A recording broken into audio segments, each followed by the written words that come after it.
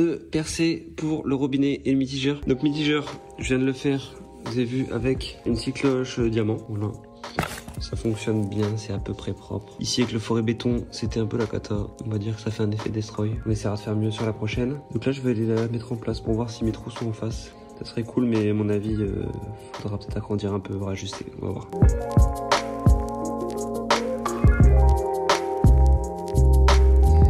J'ai fait quand même une petite retouche. Ici avec la cycloche, mais écoutez, on est pas mal. Ici on est en face, ici aussi. Alors ok, il y a des éclats, mais honnêtement c'est compliqué de faire ça. Donc soit on l'accepte, ou soit on trouve une solution qu'on n'a pas encore. On va mettre ici le petit tube, voir si ça passe. La pâté tube, la pâté tube. Bon, il n'y a pas le pas de vis, hein, mais quoi que je pourrais le mettre.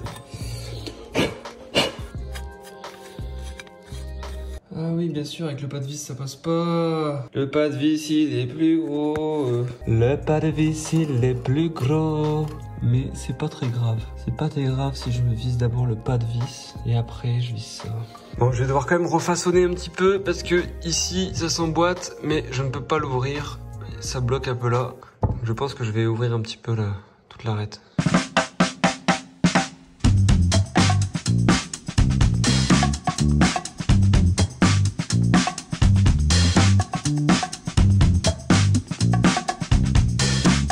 Alors les amis, je vous explique un peu ce que je fais. Les robinets sont toujours fournis avec des petites plaques de finition. Donc là c'est au bout du robinet pour se mettre autour. Et il y en a aussi une ronde autour du mitigeur pour faire la finition avec le mur. On voulait pas les mettre au début. C'est pour ça que vous voyez depuis le début de la vidéo, juste le robinet sortir de la pierre et le mitigeur pareil. Mais en fait c'est dit, il faut quand même les mettre, sinon c'est pas propre, il manque un truc. Mais la problématique c'est que, évidemment, on peut pas plaquer une finition ici contre la crédence. Ça fait bizarre. Tout le tuyau il tombait là comme ça. Donc en gros ça aurait fait ça. Donc la décision qu'on a prise, c'est de creuser la vague pour que la finition vienne se plaquer au fond de la crédence dans le creux de la vague. J'ai fait l'emplacement, Rachel, regarde. En gros ça va faire ça. C'est du travail de précision. Là c'est de l'orfèvrerie. Regarde. Je recule un peu.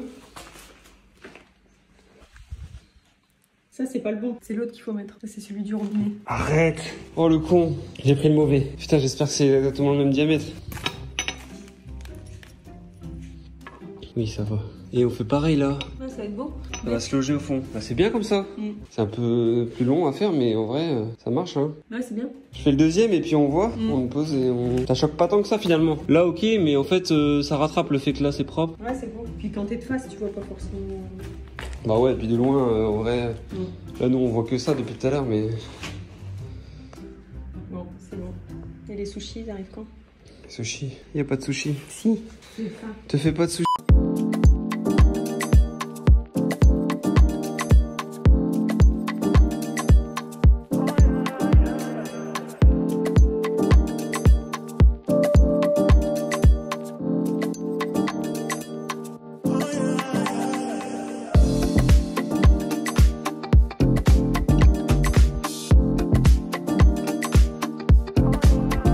Je profite pour vous partager une petite astuce. Si vous voulez, la crédence ici, elle tapait dans le fond, mais ici je voyais qu'il restait quand même 2-3 mm. Donc je voulais savoir en fait à quel point ça gênait, où est-ce que ça touche en fait derrière pour que je puisse raboter dans le béton, pour que je puisse la plaquer au fond. Et pour savoir ça, du coup, la technique que j'ai utilisée, c'est que j'ai pris une bombe de peinture et j'ai foutu de la peinture là où je pensais que ça allait pouvoir toucher. Comme ça, j'appuie avec ma plaque et ici, tac, ça révèle les points qui touchent. Donc là, je vais pouvoir creuser un petit peu là pour avancer vraiment ma plaque au fond.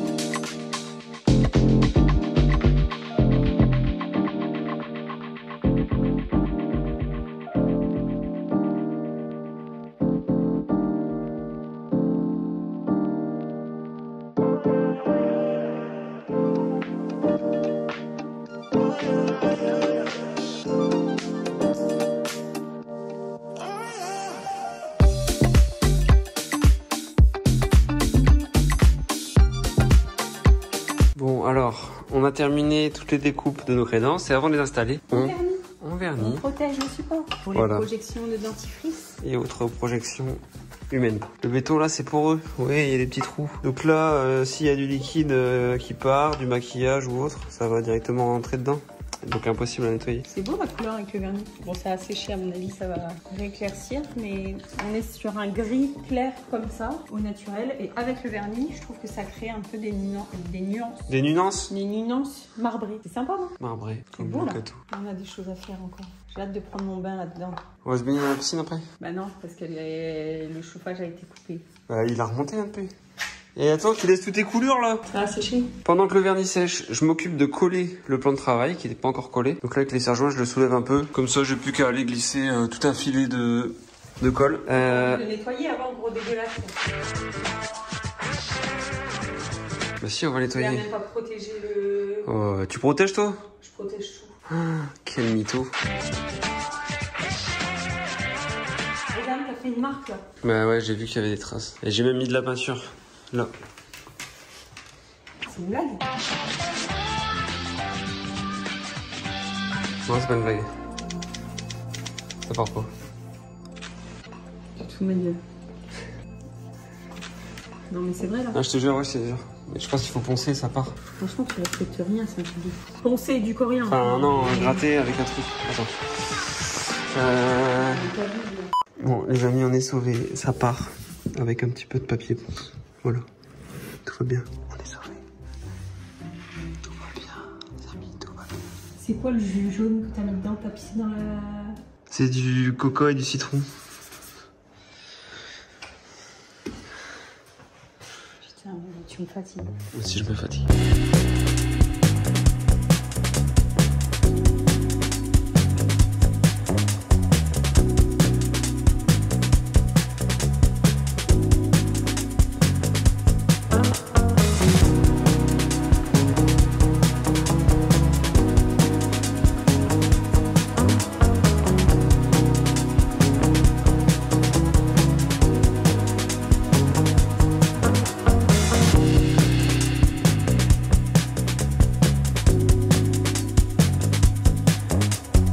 Ok les amis, on est de retour dans la chambre. Vous avez vu, on a installé les crédences. Donc après perçage, on a pu mettre les robinets. Donc c'est vraiment magnifique, on est super content. On a disposé les miroirs. Voilà, on n'a pas filmé quand on les a mis. Ça fait longtemps qu'ils sont à la maison ceux-là. Rachel les a achetés il y a déjà plusieurs mois et ils vont très bien ici. Donc qu'est-ce qu'il nous reste à faire? Ici, on va faire un petit meuble en bois entre ces deux meubles Ikea. Donc on a fait pour l'instant couper des planches. Je vais devoir recouper pile poil à la bonne taille. Donc il y aura une planche là, une ici, un plaquage et après tablette à l'intérieur. Donc c'est ce que je vais faire maintenant. Et dans un deuxième temps, ici, on va recouvrir les tiroirs, probablement avec une planche en bois fine comme ça, ce qui va permettre de cacher le trou. Et on va les recouvrir de colle à carrelage qu'on peindra peut-être, avoir un peu le rendu final. Donc c'est parti, let's go, je m'occupe de créer ça.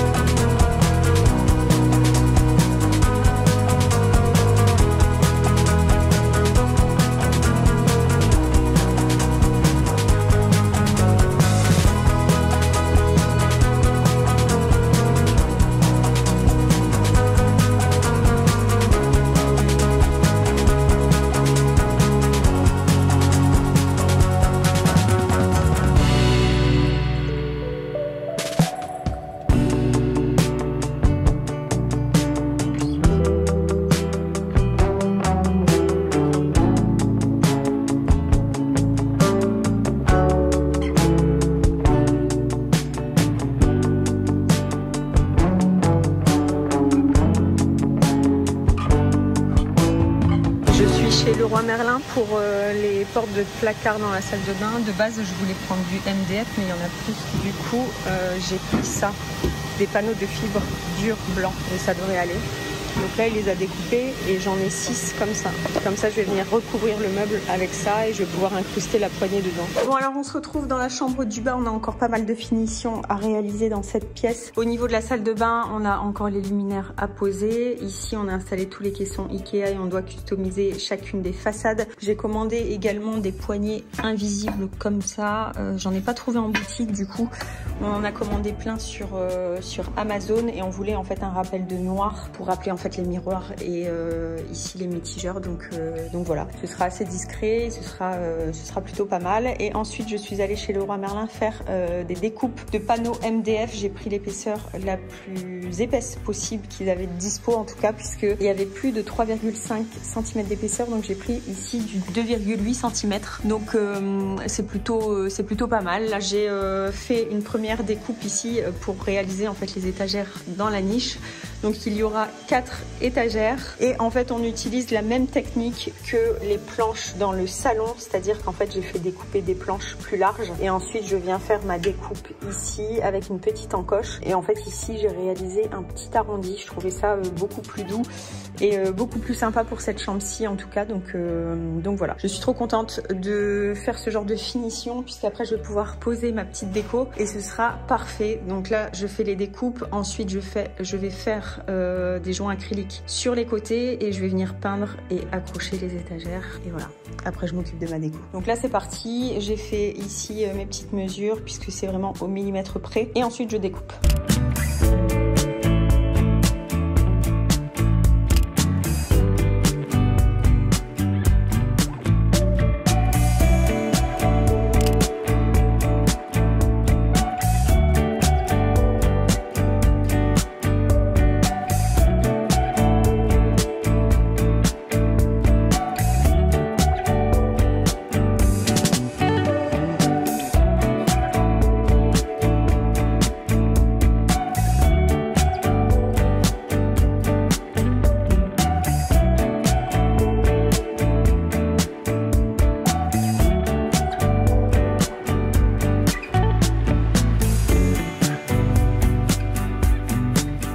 Je vous montre ici au niveau des fixations pour les étagères, pour que ça reste invisible, on a utilisé le même procédé que dans le salon, c'est-à-dire qu'on a mis 4 chevilles mollies, donc 2 de chaque côté, et ensuite on fait une petite encoche ici et la planche en fait vient s'enfoncer dedans et on ne voit plus les chevilles mollies. Donc comme ça, il nous reste plus qu'à mettre un tout petit peu de pâte à bois et ensuite ce sera complètement invisible. Là, on a arrondi l'angle du MDF avec la défonceuse et la finition est vraiment parfaite. Bon et bien voilà, après avoir coupé, fixé les planches de MDF, les finitions sont parfaites. Donc j'ai fait joint acrylique, je suis venue peindre, donc là il n'y a qu'une couche, je vais remettre une seconde couche, mais vous voyez que ce soit en dessous ou au-dessus, j'ai fait des joints partout pour que vraiment on ait l'impression que les étagères soient incrustées au mur et c'est vraiment nickel. Donc là il me reste à peindre cette zone là, Emilien doit installer les prises et je dois faire tous les joints acryliques et peindre cette planche-ci. Je suis trop contente du résultat, c'est vraiment nickel.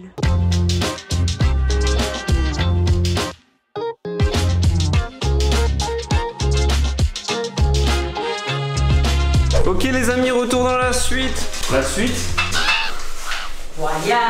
Il y en a qui suivent. Alors, aujourd'hui, nous clôturons cette pièce. Objectif, la finir ce soir. D'accord. Nous sommes avec Pierrot de la Vega. Inspire. Pierrot, vous vous souvenez Pierrot, on avait fait ça, mais on avait surtout fait ça. C'était incroyable. Alors, j'ai une nouvelle quand même à vous annoncer. Ce qui s'est passé depuis la dernière vidéo avec Pierre. Il a créé sa société. Non mais ça c'est incroyable. Donc je vous avais déjà le félicité en commentaire puisque cet homme, d'abord parti dans le monde de l'infirmerie, puis converti dans le bâtiment, plaquiste, enduit, etc., peinture, tout ce qu'il aime, et ben il s'est lancé. Voilà. Il y a son compte. On l'a embauché, du coup on l'a embauché. Et embauché pour finir la pièce. Du coup, qu'est-ce qu'il reste à faire? Rachel, qu'est-ce qu'il reste à faire aujourd'hui? Moi, j'ai fait une retouche sur mon mur ici en peinture plus bicarbonate. Il y a une vidéo exprès avec la petite technique peinture bicarbonate pour avoir un effet à la chaux. Donc, retouche ici. Pierre, il est en train de faire le plafond en blanc. Je veux pas te jeter la pierre, mais c'est tout blanc. C'est peinture bicarbonate. Au plafond, donc on bicarbone aussi le plafond. On a un peu d'électricité, donc on a ce lustre, on a les petits appliques à mettre ici. On vous montrera quelques images. Ici, on va mettre un rail coulissant, comme on a fait dans notre pièce de vie. Il y aura un très long rail parce que beaucoup se posaient la question comment nous allions dormir dans cette chambre avec des fenêtres et la lumière du jour. Donc il y aura des rideaux tout le long de la façade, qu'on puisse aussi avoir de l'intimité quand on prend par exemple notre bain. Mounier, un petit mot? Motivé de la tête aux pieds. Il y a Christopher motivé de la tête aux pieds.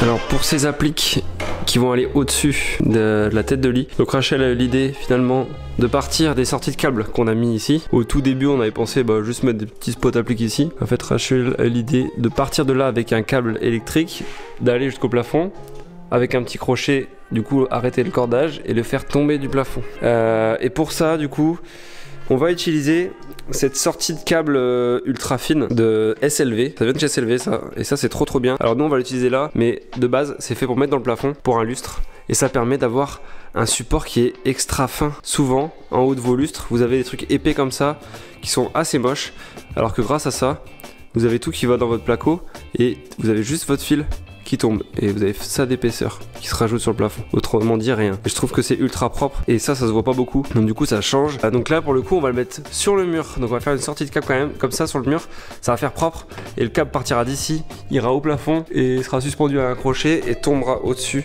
de la commode. Bon les amis, ce sont les dernières finitions pour la suite royale. On remodifie des tiroirs, on avait mis de la colle à carrelage sur des planches en bois qu'on avait collées sur les façades de tiroirs. En fait, on est passé par plein d'étapes et quand on a plein d'idées qui fusent, après, on s'y perd. On change les façades avec un effet un peu texturé qui reste blanc, et on change les poignées. Alors, je vais vous montrer parce que c'est un peu bizarre, vous allez voir. Donc, voilà le rendu final parce qu'on l'a fait sur ces tiroirs. Donc, en fait, on a acheté des planches, ça s'appelle comment? Des planches de bois fibré chez Leroy Merlin. On a collé sur les façades des tiroirs Ikea. Vous voyez, sur le côté, on a collé ça. Là j'ai mis un coup de peinture dessus. De base c'est comment? En fait de base c'est ça, voilà, on en a racheté deux pour refaire le tiroir que Rachel est en train de faire. Et c'est ce genre de planche. Et en fait ça ressemble à des fonds de caisson, des trucs comme ça. Et en fait nous, bizarrement on utilise la face, enfin personne fait ça je pense. On utilise le dos. Normalement on doit utiliser ça. Nous on utilise ça. Donc ça on vient le coller là-dessus, de ce sens là. Et en fait ça permet d'utiliser ce rendu un peu texturé. Parce que ce qui est marrant c'est qu'une fois que c'est peint, ça fait un rendu vraiment un peu tissu, un peu lin. Et regardez, on va essayer de zoomer ces petits quadrillages, ces petits points. On a presque l'impression qu'on a collé une bande, une petite trame de tissu. Et on a acheté des poignées en bois, vraiment en bois classique. Le même bois d'ailleurs que les perles. Et je suis en train de foncer tout le bois pour avoir vraiment une uniformité entre tous les éléments bois qu'on rajoute. Et du coup, on aura vraiment toutes les poignées en bois. Voilà ce qu'est le Broudenois. Donc c'est quelque chose de naturel, c'est une teinte naturelle. Et ça permet de teinter, voilà. Là, c'est trop foncé, hein. Une fois sec, ce sera vraiment comme les perles en bois que vous voyez là-bas. Voilà, donc ça rend un bois un peu vraiment classe, un peu classieux, comme le parquet en pointe de Hongrie. Et ça va ressortir sur les meubles. Voilà, donc on termine ça. Juste après, on termine les appliques du lit. On aimerait bien aussi mettre tous les rideaux. Évidemment, ça va tout changer, ça va faire cosy. Et la suite royale sera presque terminée. Énorme.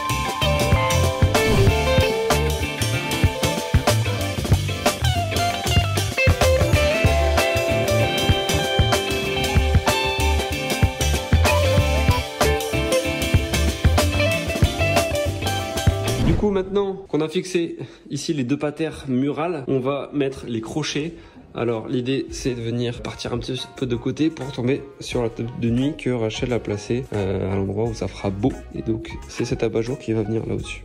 Du coup, on a positionné les tables de chevet comme il fallait. On pose le laser, on pointe la croix au milieu de la table de chevet.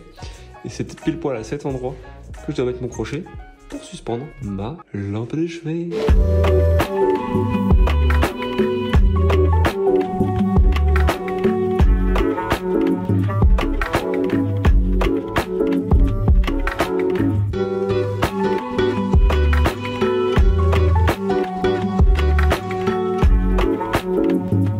Est-ce que c'est pas le moment d'allumer les lumières? Ah oui, on n'a pas vu allumer. Bon, déjà pour l'instant c'est beau. Allez, on y va. Il y a un décalage entre les deux.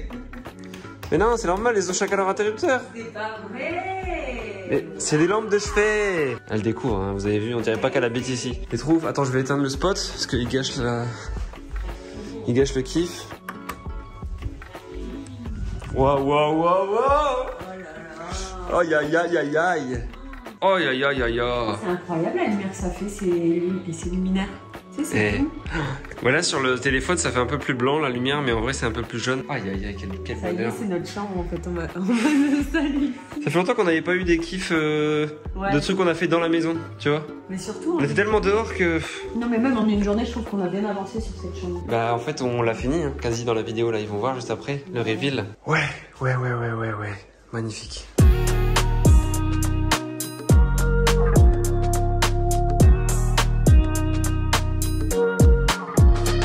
Bon, qu'est-ce qu'on fait aujourd'hui? On va installer les rideaux sur rail, comme on a installé dans le salon. On vous remet un petit lien en description. Donc l'idée, c'est de mettre un rail sur toute la longueur en un coup et de pouvoir coulisser sur toute la longueur en un coup. Alors pour fixer le rail, on utilise ces petits supports qu'on va venir visser au plafond comme ça et le rail se clip simplement à l'intérieur des petits crochets. Donc en fait ici on a nos montants autoportants, c'est un plafond autoportant, hein. Donc on a nos montants qui sont comme ça, tac, tous les 50. Donc du coup on va essayer d'aller se visser directement dans les montants pour utiliser des vis à placo. Et pour détecter où sont les montants, on utilise le fameux aimant en forme d'anus.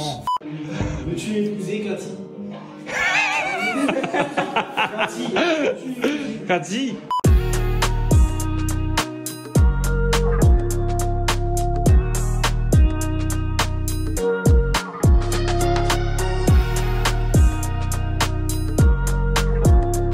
Ça se passe bien l'installation du rail? Ça va très bien. Et vous? Les doigts dans le nez? Ouais, ça va plutôt bien. Nickel. Ah en fait c'est un micro ton aimant.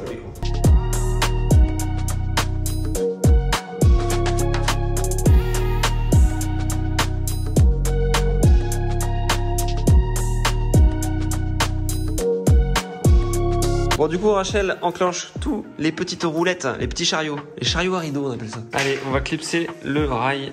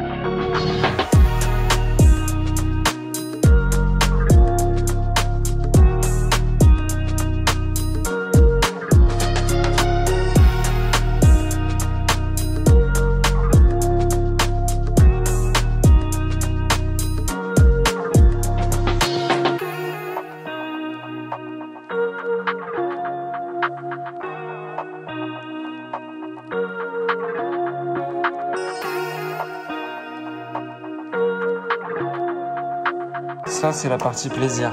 On s'y met à deux tellement que Et petit quand t'as bien scotché, c'est un bonheur. Regarde bien. Regarde bien celle-là.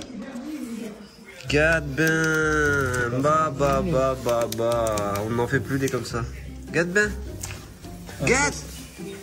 Ça c'est à la méthode ancienne. Oh, il n'y a que les anciens qui savent faire ça. C'est pas de... Ça, on n'en fait plus ça. Non, ça tu sais quoi? Regarde bien. Ça c'est pas donné à tout le monde. Ça C'est pas donné à tout le monde. Ça non. Bon, ça se termine ici. La pièce a vêtu son plus beau manteau. C'est mort. Pendant que Rachel finit de peaufiner cette pièce, et juste avant que vous ayez le reveal incroyable, nous on va ranger le couloir Hotsemer. Parce que demain, les amis, demain c'est la numérisation 360 du nord au sud, de l'est à l'ouest, dans tous les sens. Du vent derrière, de l'usine 360, vous allez bientôt pouvoir vous promener dans l'usine, comme si vous étiez dans les mêmes volumes, tout, t'analyses, tu sais là, t'es là, tu vis, tu bouges. Par contre les objets, vous pourrez pas les toucher. Et si vous avez un casque VR à la maison, vous pourrez être totalement en immersion dans la maison. Et on pourra faire une inception parce que nous, on pourra être en VR dans la maison, mais dans la maison. Ouais. Et ça, c'est incroyable. Ça sera en double réalité. Voilà. Et donc, avant de faire ça, en fait, on va ranger un max pour que ce soit pas trop le sbeul sur la numérisation.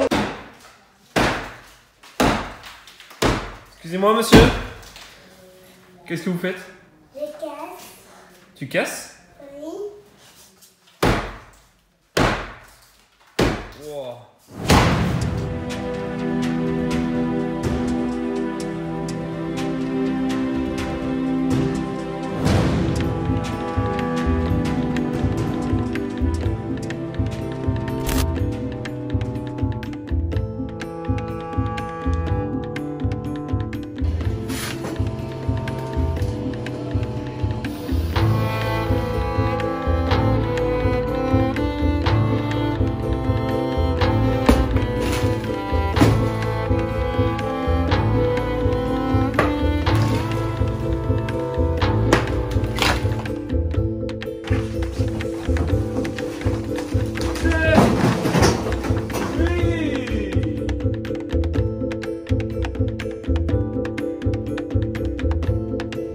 Nettoyer, tout terminé parce que on va commencer à plaquer.